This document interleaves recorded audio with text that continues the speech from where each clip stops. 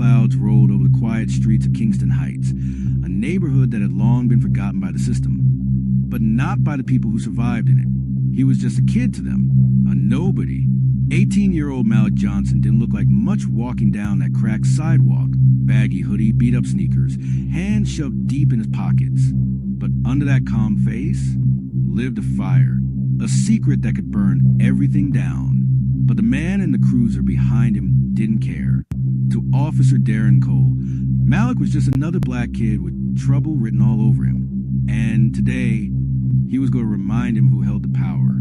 Malik felt the slow crawl of the police cruiser behind him, the hum of suspicion. The window rolled down. "Hey, what's your name?" Officer Cole barked. Malik turned slowly. "Why?" "Step over here. You fit the description of someone we're looking for."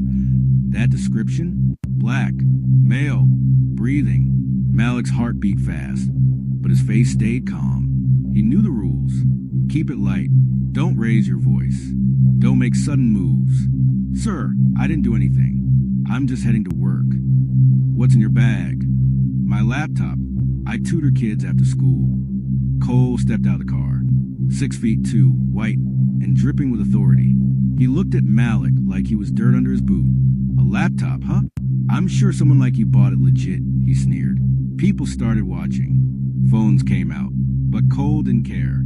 "Put your hands on the car." "For what?" Malik asked, voice tight. That's when Cole snapped. He slammed Malik against the hood. "You think you can question me? Huh? You want to resist? We'll see about that." Malik winced.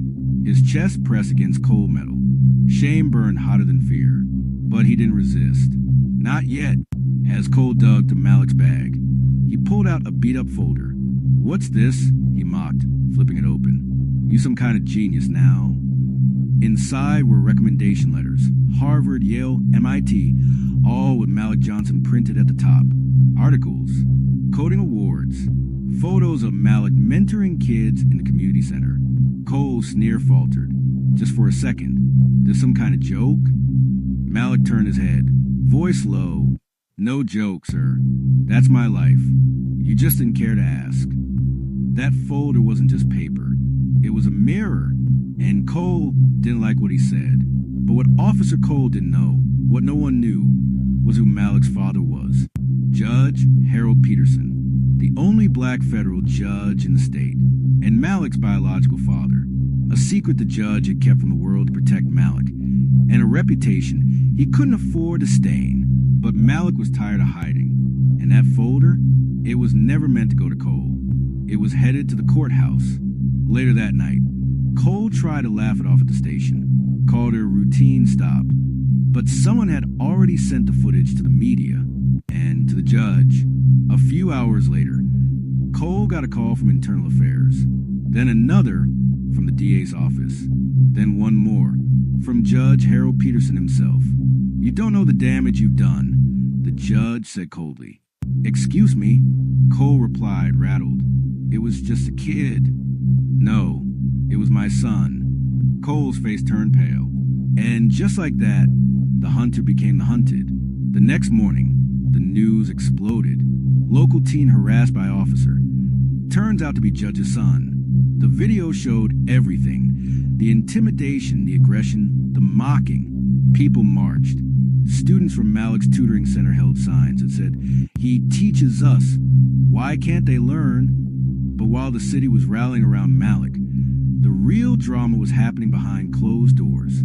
Cole was called to a closed-door hearing. As he entered the courtroom, he locked eyes with Judge Peterson, now wearing the black robe that once seemed untouchable. The silence in that room could split mountains. "Officer Cole," the judge began, voice like thunder wrapped in velvet, "you stand before this court not as protector of the law, but as a symbol of a betrayal." Cole tried to speak, but nothing came. "You racially profiled, harassed, and humiliated an innocent young man based solely on the color of his skin. I didn't know he was your... And if he wasn't, would that have made it right?" The courtroom was dead silent. Cole couldn't look up. For the first time, the badge felt heavy. "Dirty, you underestimated him," the judge continued. "You saw a hoodie, not a Harvard scholar. You saw black and you thought, criminal. Then the judge dropped the hammer, figuratively and literally.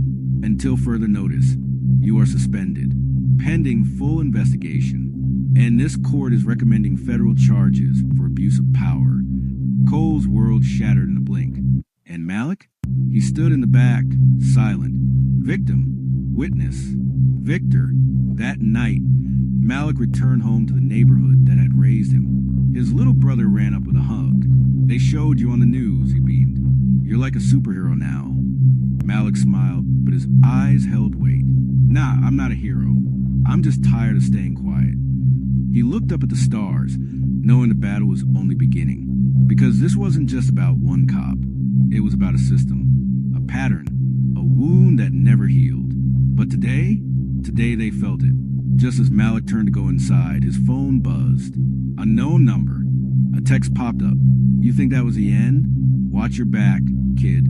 Some of us don't forget. He stared at the message, heart pounding. The light outside his house flickered. A black SUV sat across the street, engine still running. To be continued.